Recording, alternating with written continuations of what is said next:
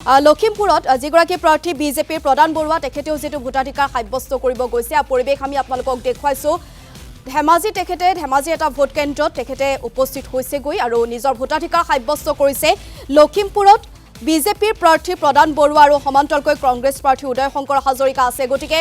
লখিমপুৰত যিখন নিৰ্বাচনী যুঁজ সেয়াও আকৰ্ষণীয় হৈ পৰিছে আৰু বৰ্তমান সময়ত যিগৰাকী বিজেপিৰ প্ৰাৰ্থী প্ৰদান বৰুৱা তেখেতে নিজৰ ভোটাধিকাৰ সাব্যস্ত কৰিছে ধেমাজিৰ এই ভোট কেন্দ্ৰত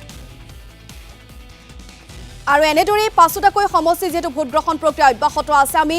বিভিন্ন ৰাজনৈতিক নেতাসকলৰ ভাষ্য যেহেতু আহি আছে বা যিসকলে ভোটাধিকাৰ সাব্যস্ত কৰিছে তেখেতসকলে নিজৰ নিজৰ মত ব্যক্ত কৰিছে সেই ভাষ্য আমি আপোনালোকক শুনাইছো আৰু এই মুহূৰ্তত প্ৰদান বৰুৱাৰ যেটো ভাষ্য আছে আমি শুনাই ল'ব বিচাৰিছো ভাল নিৰ্বাচনৰ প্ৰচাৰ সময়তো ৰাইজৰ খুব ভাল হেৰি পাইছিলোঁ আৰু মই ভাবোঁ এইবাৰ খুব ভাল হ'ব